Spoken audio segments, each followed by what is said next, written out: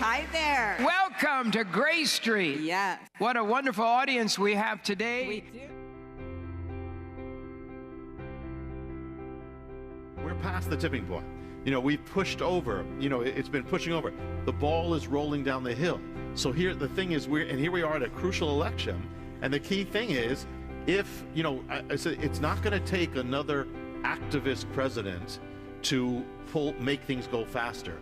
All it will take now, because the ball's already rolling, all it will take now is any leader who is not strong enough to stop the ball from rolling, and it's going to accelerate.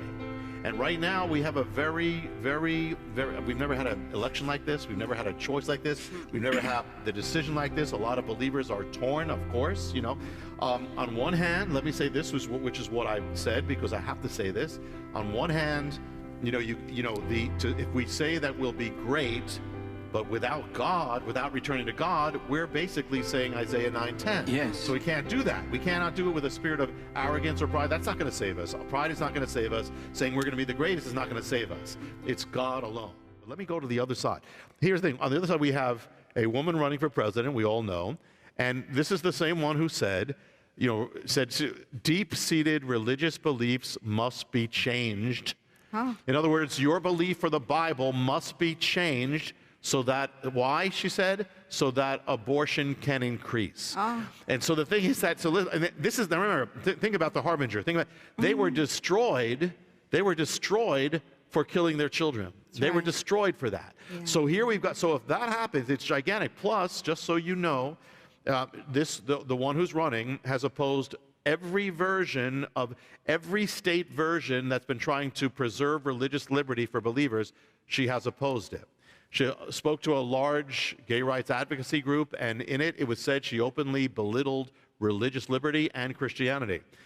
She promises to go forward with a federal Equality Act. If that goes, what that's going to mean, so you're aware, if that goes in, what's going to mean that every appeal to religious freedom saying, listen, I cannot do this, I cannot participate, I respect all people, but I cannot partake in this, that's going to be shot down. They say you will have no right to have any case anymore because this is now a federal act. That's what that will do. Wow. She came against the Supreme Court decision for Hobby Lobby, which was saying that we don't want to support abortion. We don't want to be forced to pay for. We're Christians.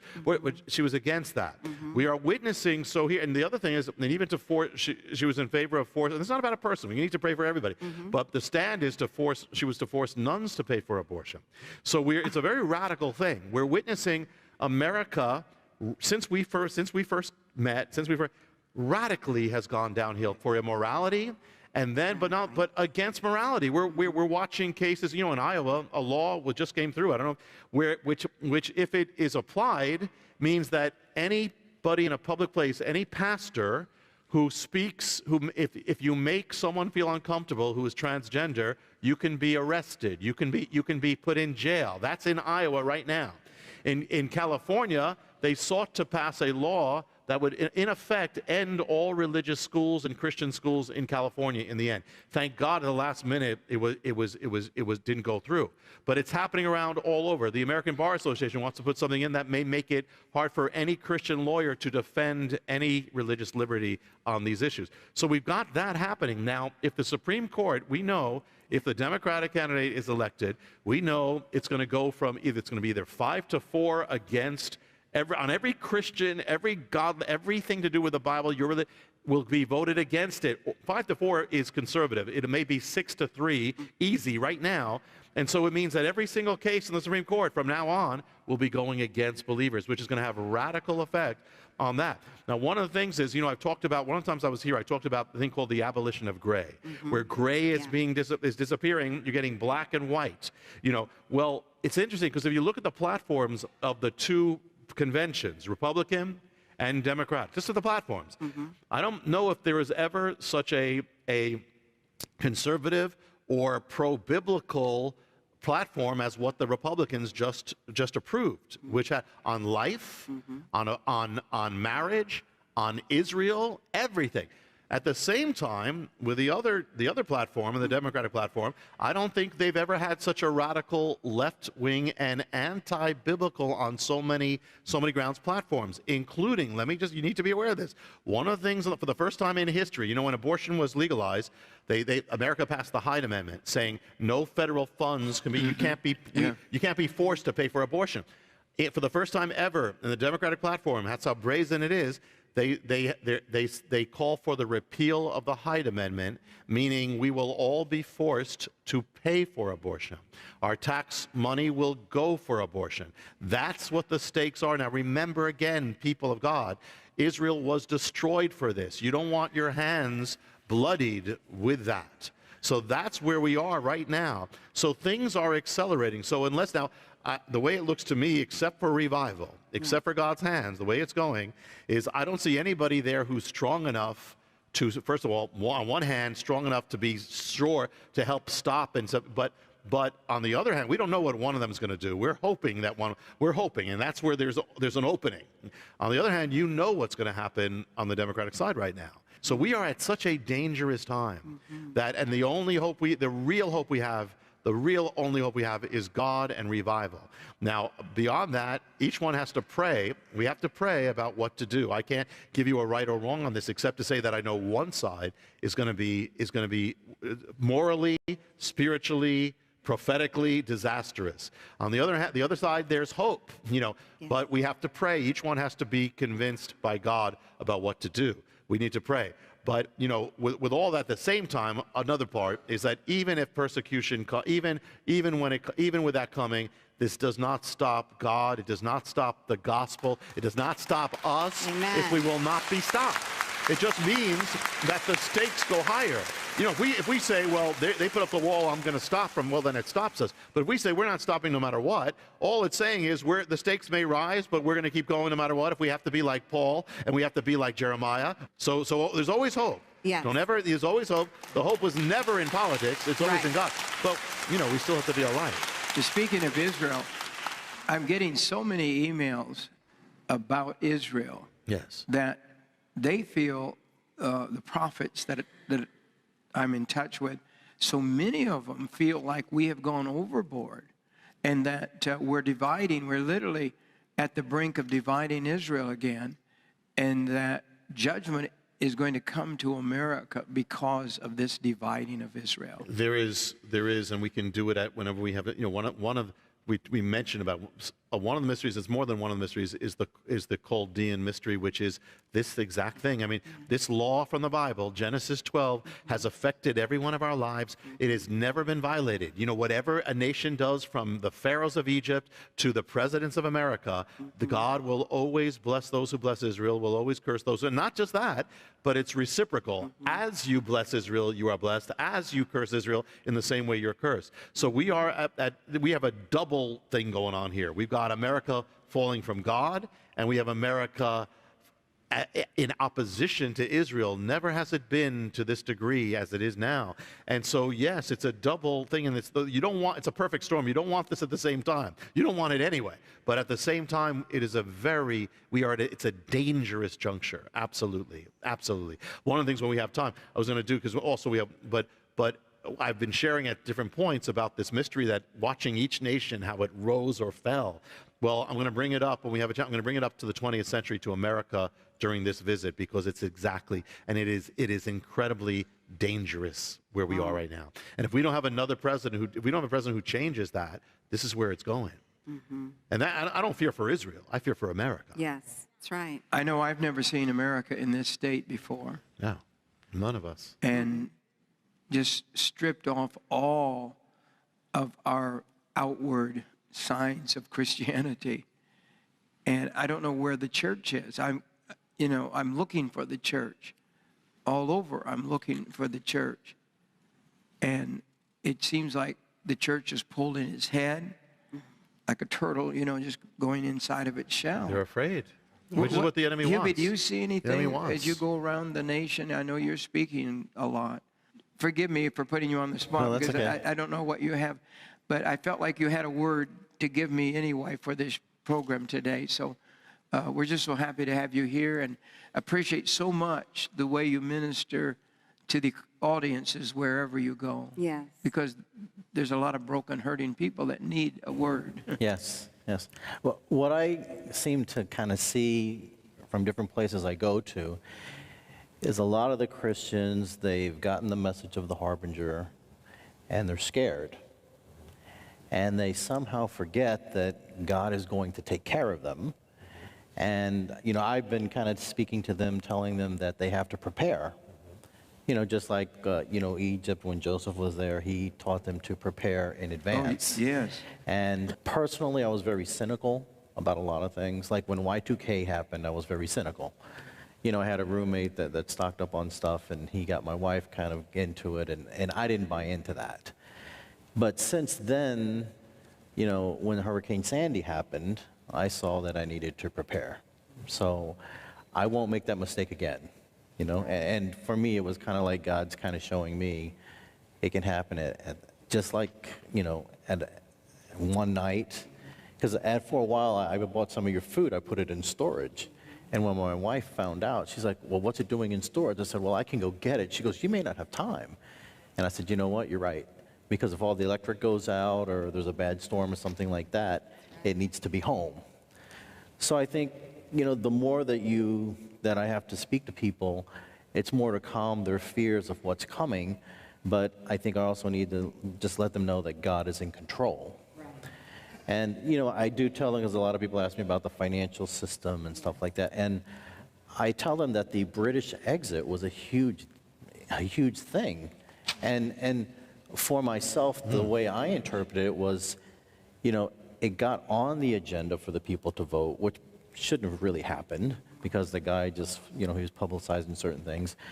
And then nobody ever thought the vote would go no, to pull us out. Nobody ever thought. And when that happened, it brought back a memory of when I was with John Paul Jackson. And he had told me that the euro was going to fall. And all throughout the Greece crisis, the big question was would they allow Greece to leave? And everybody said, no, it can't happen. They won't let it happen. And they didn't, you know, that they kind of put a Band-Aid on it. But here comes England, and they say, you know what? We don't need your money, and we don't need your restrictions. We're leaving. So what is to stop Italy, Spain, and Greece when all of these loans become due because financially they're not doing well?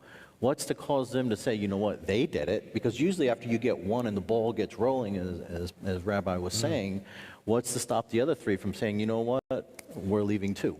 And, you know, when, like last time I was here, I kind of shared about, you know, the Lord was telling me that the famine was coming and stuff like that. So he really has me, you know, reading that scripture about Joseph. And, you know, the thing that the Lord just like hit me hard, like I just kept reading, and it wouldn't go away for like a few days. He's just kind of saying, you need to go back and read this and read it. And he just kept pointing out the fact that, you know, there was no food anywhere else, but there still was bread in Egypt. So I took that as, you know what, it's going to start everywhere else and start to home in. And, you know, you read the news and, you know, and the country in, I guess the continent of South America, they have no food, so people are stealing. They're taking the animals from the zoo and slaughtering them to eat. So, and you kind of see how it's kind of drying up in other ones, and it hasn't gotten here yet. But that's not to say that it won't. And then, you know, when I was here, it was very eye-opening because Heidi Bakker, who never really speaks about, you know, what's coming either, she and I both got it very similar at near the same time, like literally within a couple of days. And it was basically the same message. But I saw bread, remember this? I saw bread lines, soup kitchens, and I saw people wearing beautiful clothing. Their clothing was not worn out. Now in my nation, when people are hungry, you can tell, I mean, they're in shredded rags. They don't have shoes, or they have flip-flops, most of them no shoes. They're hungry. They know they're hungry.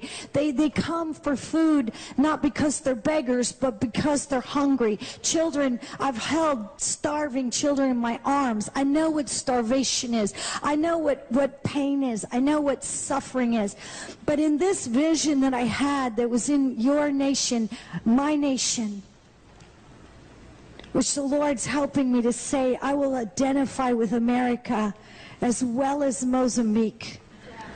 And I saw this this bread line, long bread lines, and I said, Lord, I don't think that's popular to say in a church, especially one that's all about revival and victory and power. And I didn't want to see what I saw, but I saw what I saw, so I was so undone that I just said what I saw.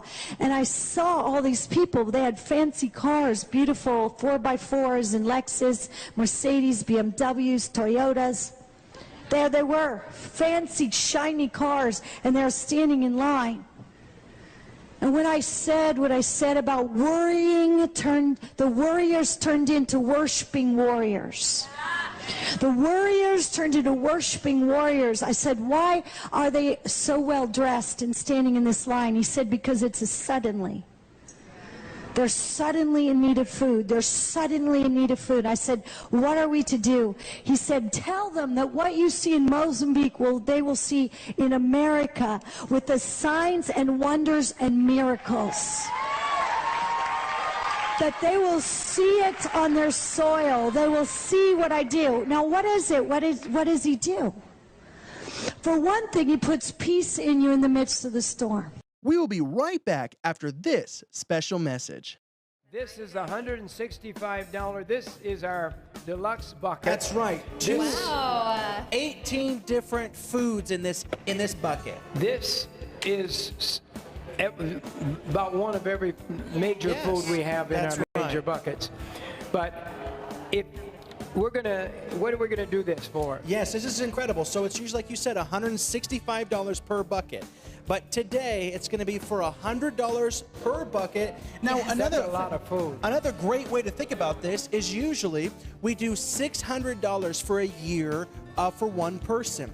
Well, that's 4 buckets. So today, if you get 4 buckets, which is a year for you, it's only going to be $400 donation rather than $600 donation. Wow. Yeah. And you said something about a year. Tell me again. Yes. So, for example, we usually offer our year for you for a donation of $600 to the ministry. And 1 year right. food is 4 buckets. But today, if you get 4 buckets for $100 a piece, that means you're getting an entire year of food for $400. That's why they're going crazy. Well, Zach, and then, while you're sitting down, since you're sitting down, sit down, Dad. Take a we seat. do the Take time a of seat. trouble is 28 buckets instead of the discounted price of $3,500. Now you're going to pay $2,800. So you're getting another $700 of savings. I'm going to need on a the time break of in a trouble. minute. I'm going to need a song.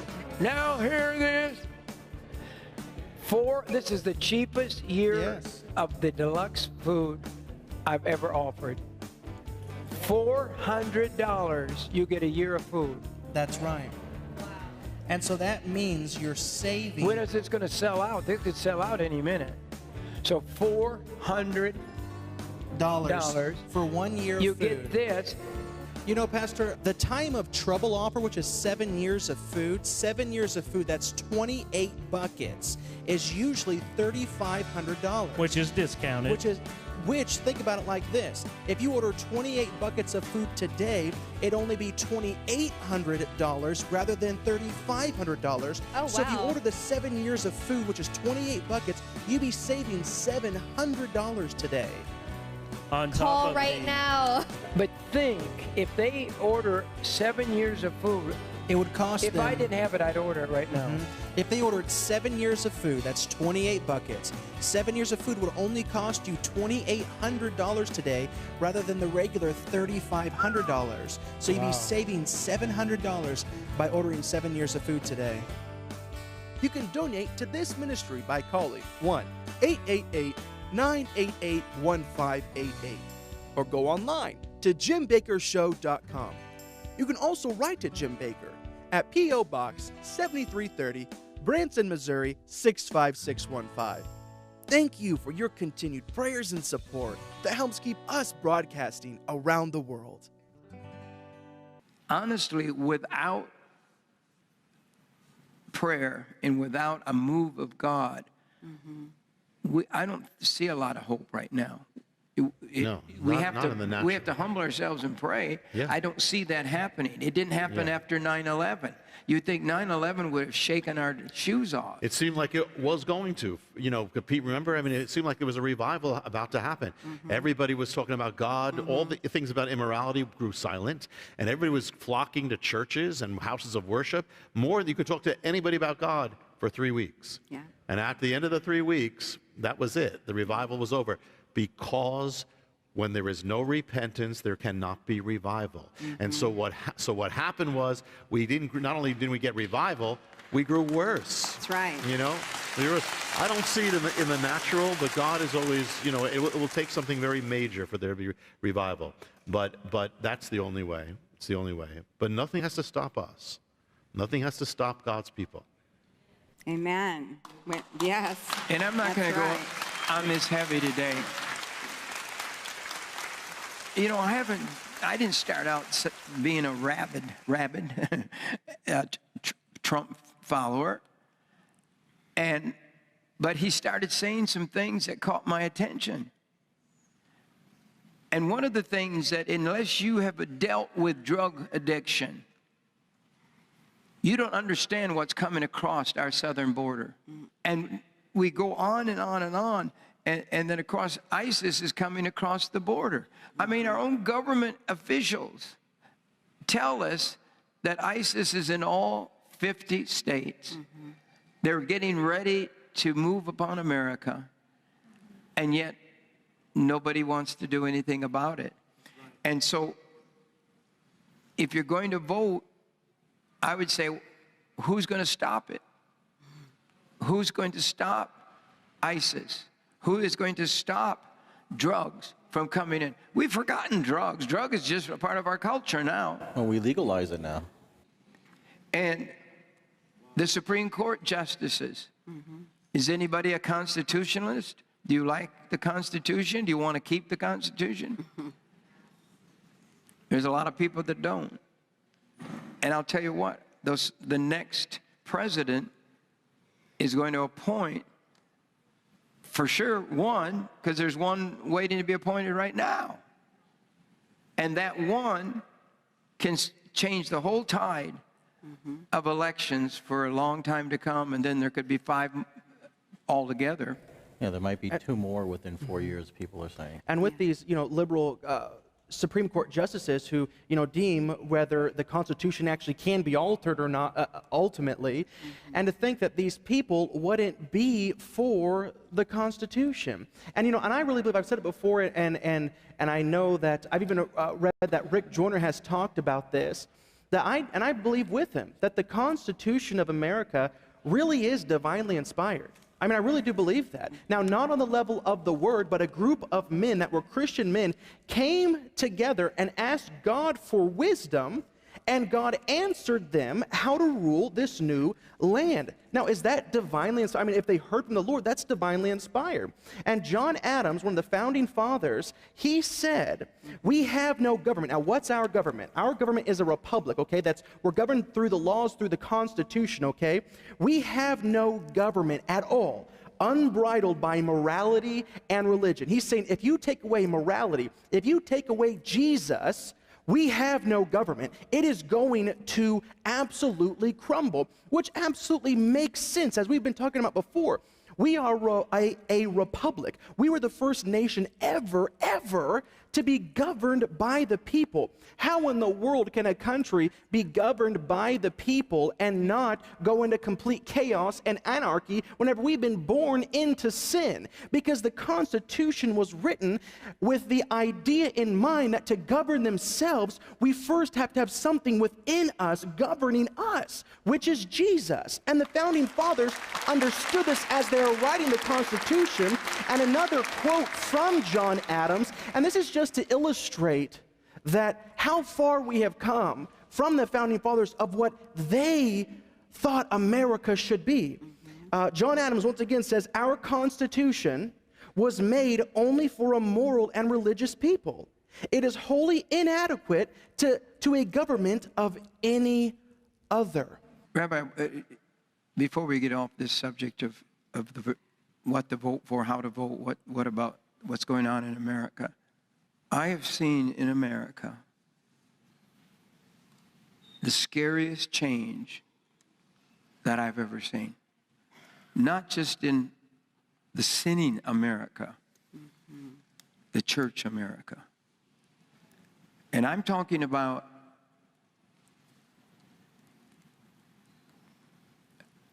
gospel pastors. And when I say gospel, preach what they call the full gospel. People that are Baptists, people who are all different denominations. And they are preaching, Jesus, you must be born again. They're preaching about Jesus. But they are standing in their pulpits and they are naming the candidates. And this is in elections past as well as now. And they are telling their people from the pulpit to vote for someone who is totally in favor of abortion. This is a time of testing, our testing. Yeah. When you look at, what did Messiah say? He said, you are the salt of the earth, you are the light of the world. Well, what happens if the salt loses its saltiness and the light doesn't shine? Well, the salt doesn't preserve and everything becomes rotten, and if the light doesn't shine, everything becomes dark.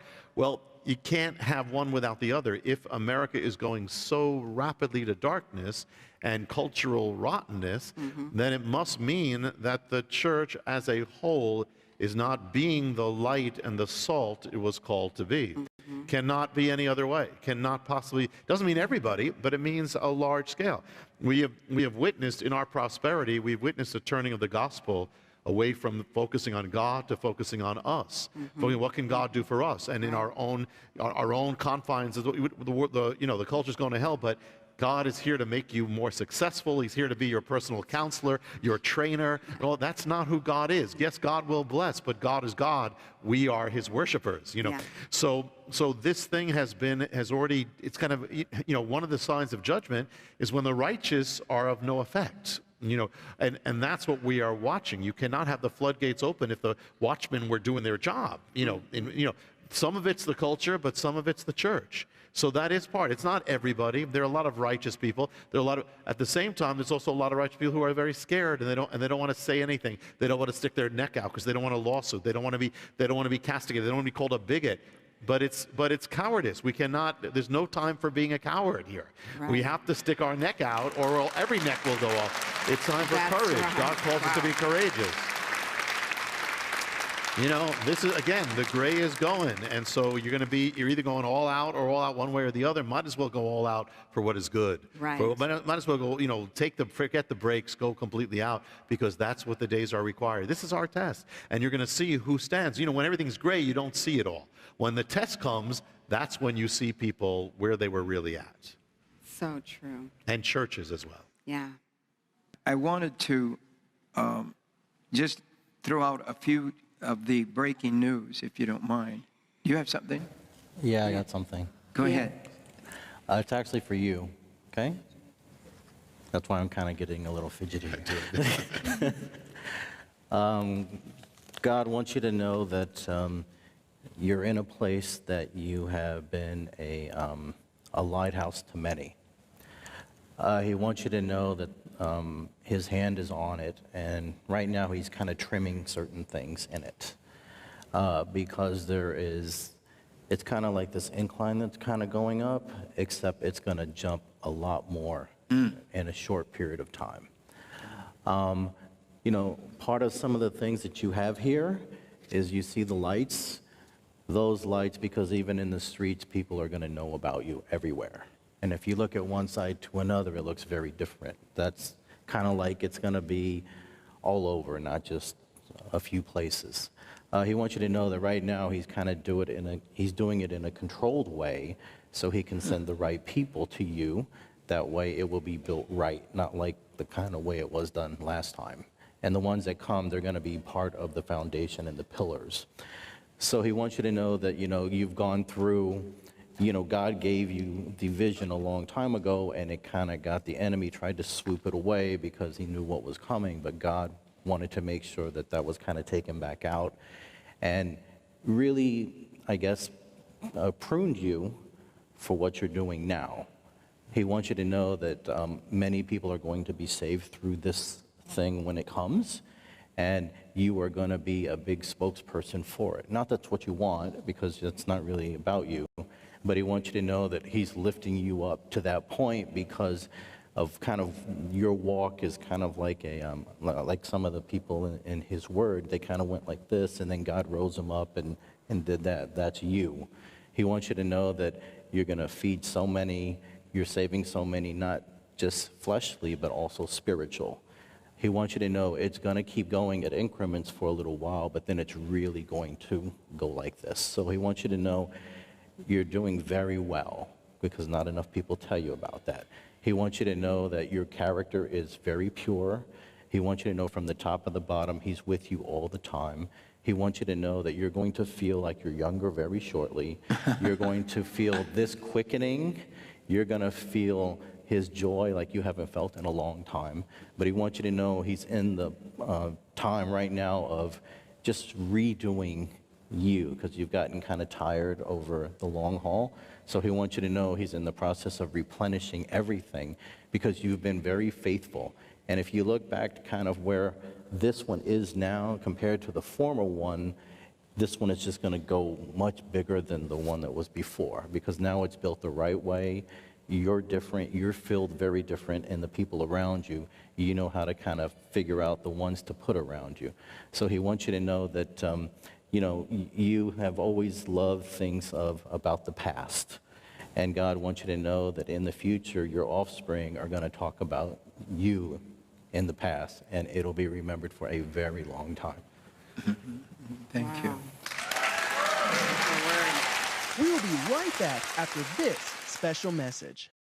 This is $165. This is our deluxe bucket. That's right. Wow. 18 different foods in this bucket. This is about one of every major food we have in our major buckets. But what are we gonna do this for? Yes, this is incredible. So it's usually, like you said, $165 per bucket. But today, it's going to be for $100 per bucket. Now, that's a lot of food. Another great way to think about this is usually we do $600 for a year for one person. Well, that's 4 buckets. So today, if you get 4 buckets, which is a year for you, it's only going to be $400 donation rather than $600 donation. Wow. Yeah. Now hear this. This is the cheapest year of the deluxe food I've ever offered. $400, you get a year of food. That's right. And so that means you're saving. When is this going to sell out? This could sell out any minute. So $400 for 1 year you food. get this. You know, Pastor, the time of trouble offer, which is 7 years of food, that's 28 buckets, is usually $3,500. Which is discounted. Which, think about it like this. If you order 28 buckets of food today, it'd only be $2,800 rather than $3,500. Oh, So if you wow. order the 7 years of food, which is 28 buckets, you'd be saving $700 today.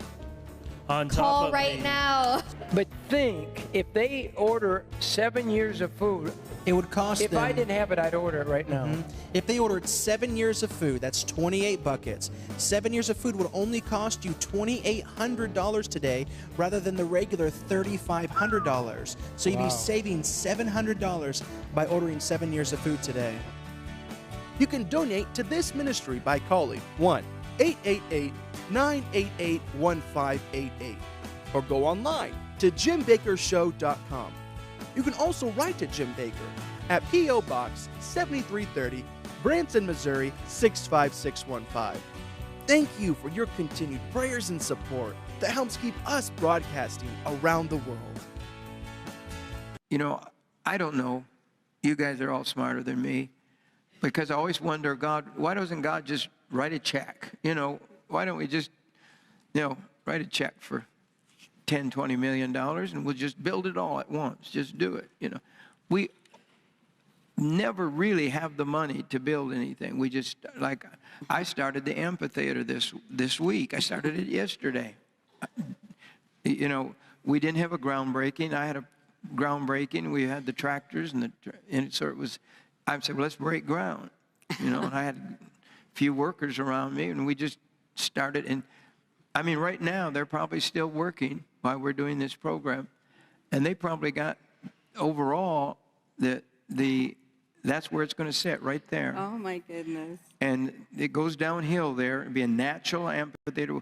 We'll dig into it, and it'll be beautiful. The backdrop is God's natural tree backdrop that goes down in there. That's the valley a little bit. Can't tell on television. All right. Well, I taped a piece right after we started, and we were just cutting in and laying it out.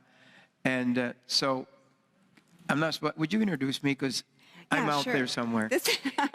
Let's go see what Jim Bakker, the new amphitheater and the groundbreaking, right? Yeah. Let's go see what Jim's doing today.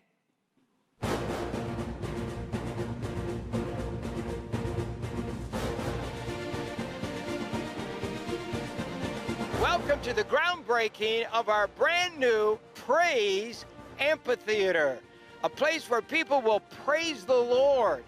Thousands of people praising God, making a joyful noise unto the Lord, preaching, prayer, praise, music of all kinds to worship the Lord Jesus Christ.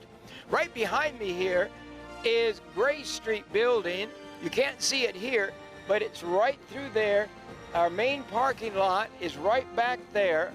And this behind me here will be the parking lot for the people to come to the Praise Amphitheater. They can park all up and through here. It all hasn't been worked yet. Our tractors and machines are right now working on the amphitheater. They're literally breaking ground today for this new place of worship at Morningside. So this will be the parking all through here. In fact, there's more parking if you follow me, and I'll show you. Well, we wanted you to be able to park right at the amphitheater. And so as you see the tree line behind me here, you look there and see the big high trees in behind me. The amphitheater starts right in behind me here, and then it starts dropping down. It is a natural valley, a natural spot. It's just totally designed by God to be built for an amphitheater.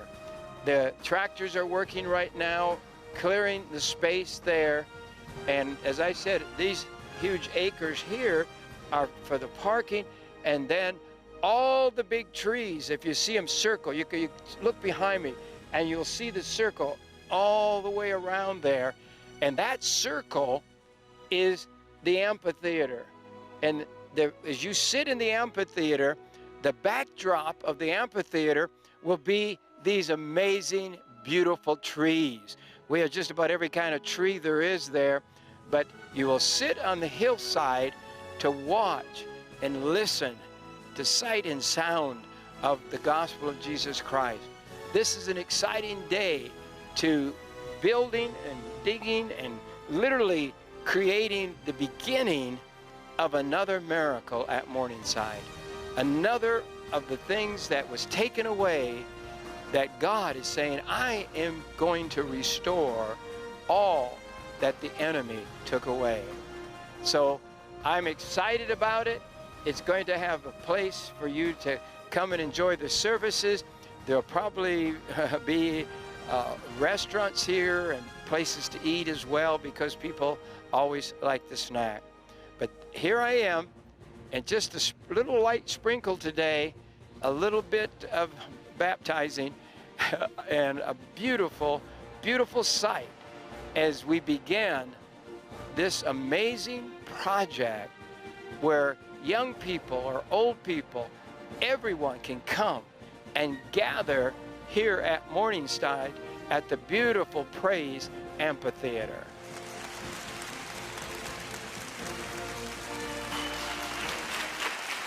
That was yesterday. No one has ever really seen Morningside. I think Mr. Crawford and I both, we've been about over. I don't think I've seen all the tops of the mountains here yet, but it is a beautiful, beautiful place, and it's getting more and more beautiful. But headline that I read on another show: South Korea preparing missiles to take out all of North Korea's military installation. Yeah. So that's a pretty heavy headline, wouldn't you think? And then U.S. accepts more Syrian refugees than all of the European Union. There's so many headlines. Did you hear the doctors about 2 weeks ago tell us, don't worry about Zika? Am I saying that right? Zika, that's right. The Zika. Did you see that? See, you people don't even, nobody gets it. Nobody, I mean, we believe everybody, we believe everything, and they're just, and they said, don't worry, it's not going to spread. Don't worry. It's staying within a block in Miami. Remember that? Oh, yeah, that's right. Yeah. Those are That's what they- trained mosquitoes. That's what they Yeah. said. But I believe them. I mean, they're good doctors, and they said they only go a block. You know, but now, here's the daily headline today. Zika infection is spreading throughout California. Yeah, that's amazing. Not just Not just Florida. Florida anymore. Nope. And, you know, the Sad. diseases and things that are in the Revelation, nobody wants to deal with them. But I learned a lot about them. And about a fourth of the population, according to Jesus, he is the revelator, you know. Yes. John is not the revelator. John got Right. the revelation from Jesus. And he said there'd be a fourth with the diseases would die. And we figured that would be a few billion, doesn't you think, worldwide? Yeah, it was. I've forgotten the It was number. close to 1.7 billion people. It's a lot I of believe. people, I know Yeah. that. But this is where we're living. Yes. And that's why I want to be ready. I want to help usher in the coming of the Lord, Jesus Christ. Oh, Rabbi, they're lining up for your signing. They are. I just turned around and saw, oh my goodness, there's a line back here. Yes. We're going to have to I'm like, where say, did the audience we're, go? We're going to have to say goodbye. Well, We've been out here for we hours introduced taping. the book on The Book of on our Mysteries. taping today. Yes, I And- love it. So that's a good sign. Yes, the books are that going to is. sell. They're going to get your book, Rabbi. Everybody wave. I noticed Stan Foster is in the. Come here, Stan. You got to. Hi, Stan. Come on up here a minute. Stan is the man who built. It's good to see. The- Where do the- you want him to stand? I don't know. Well, Do we have a microphone? Here you are. Here's a microphone. Here, sit in Sasha's chair right Here, you there. come sit right here. Sasha can come over and sit by Lori. There, just be a guest today. Hi, Stan. Stan is a. good to see you. Stan builds, some say, the most wonderful staircases in the world. I don't say that, you do though. I say Yeah, that. yeah. And you built our staircase for Lori's house. Yes, thank you so much. It changed my life, and I explained earlier before the show about the stairway of my life, the biggest one I built that I thought nothing's ever going to top it. God proved me wrong. Here comes this real small Lori's house stairway that caused behind it to have a refuge for a gal not to have an abortion and to bring that baby full term the way God planned it. It so touched my heart. Yes. One other thing touched my heart is after building that stairway, I started watching your show, and all your guests are on it. And one particular guest just impressed me more than anybody, and that person sitting right here, right now, Jonathan Cahn. Oh my goodness. I bought his book, The Harbinger, This is great. and it's just changed my life, and I'm just blessed by God. I've been a closet Christian, but it's opened me up a lot more. That's so good. drove 500 miles today. I look tired and old, mainly because I'm old, and I drove 500 miles and got up at 3 o'clock to deliver something on this date because you were scheduled to be here. So, but this is for Jim and Lori. And Jim, you don't even know yet about that. No, I don't know. Well, Help him. don't worry. let's go up here. That wasn't it. We've got a step right here for you. Oh my goodness, Jim, look at this. My leg. I built these 3 sets of steps after watching your show. I thought, I need to upgrade those Bring it right steps. Wow. Oh my, this is beautiful. And then I copied your logo off the internet and without your permission, carved it into the steps. And I hope. Wow, That's that's beautiful. We've never had woodwork like that. Well, there's 2 of them. There's 3. 3. Over here too. Oh, this is a sign. And I've had so much fun doing this. I think there's room for 2 more out here. So I may come back with 2 more. Awesome. That's awesome. It's official. The PTL symbol is engraved in the steps. Can you believe that? Wow. Wow. We can put that one over there, guys. Can you do that? We'll arrange this all up here. But that's the, this symbol began the PTL ministry. You always hear us talk about the furniture store. But this PTL symbol, our engineer, he designed this symbol by doing that. It's an engineer. Engineers are not necessarily artists, but he designed this round. So you can see it's perfect. It was. Did you use a? I actually took a picture off your website on my cell phone, and actually took a micrometer and scaled it off the scale of the letters, and then drew it on the computer. Oh my land! And then I traced it on the steps. It took several hours. Wow, these are beautiful steps. Thank you, Stan. Carved it Thank into you. it. But we're going uptown, Mondo. What I was going to say earlier. Beautiful steps. Before the show, I couldn't spill the beans. They had to shut me off. But I talked about the stairway of my life that I talked about. Then I built Lori's house stairway, the stairway of my life for life. Now I'm sitting here looking at these. What in the world can I say about these little steps? These are the smallest stairway of my life. Yeah. So God gave me something to say, and my name is Stan, and all I can think of is Neil Armstrong, his famous quote when he stepped on the moon. And I'm going to change it. 1 small step for Stan, 1 giant leap for mankind, as Jesus Christ, the word of it, is spread throughout the world from this stage. God bless you, Jim. Stan, Lori. Stan, come and sit down. God bless you, Stan. Thank you. Wow.